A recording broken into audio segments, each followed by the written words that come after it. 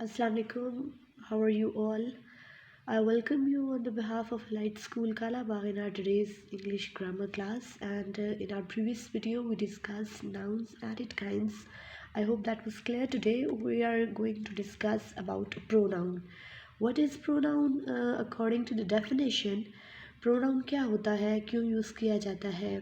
Pronoun is a word which is used in the place of noun. अगर इस simple definition को देखा जाए कि अगर हम नॉर्मल डिस्कशन में किसी के बारे में बात कर रहे हैं, for example I talk about a teacher, तो मैं ये नहीं कहूँगी कि टीचर आ रही थी, टीचर को मैंने देखा, टीचर के हाथ में बुक थी, टीचर के हाथ में पेन था। इंस्टेड आई वुड से वो आ रही थी, उन्होंने ये कहा, वो ये कह रही थी, ठीक है। So when I use the word वो, उन्होंने, दीज वर्ड्स आर प्रोनाउन, ठीक है। कि मैं बार बार टीचर टीचर टीचर की गर्दान नहीं कर रही हूँ, I am using different words instead of the main noun. तो वो वर्ड क्या कहलाता है? Pronoun. For example he, she, it, I, we, you, they, are.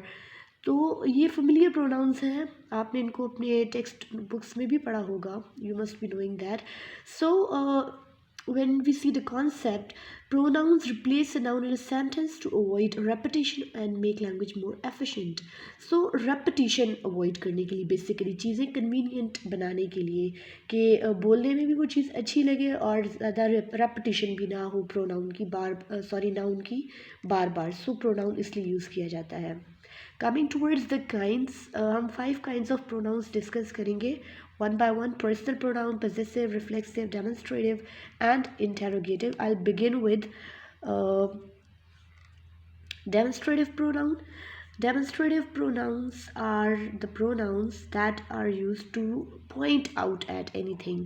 इशारा करते हैं, like this, ये, that, ये भी, बट ये जो करीब है, these, ये जो प्लूरल है, और those दूर पॉइंट आउट करने के लिए प्लूरल चीज़ों को।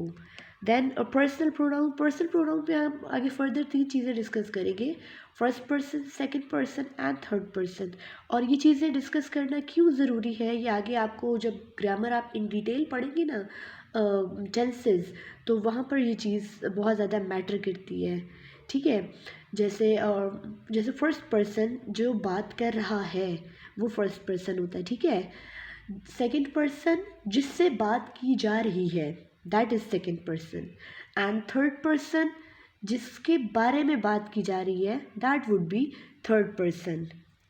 The next is a possessive pronoun, as the name indicates, जो मलकियत जाहिर करते हैं कि ये चीज़ किसकी है, that would be possessive pronoun. जैसे माइन, योर्स, हर्स।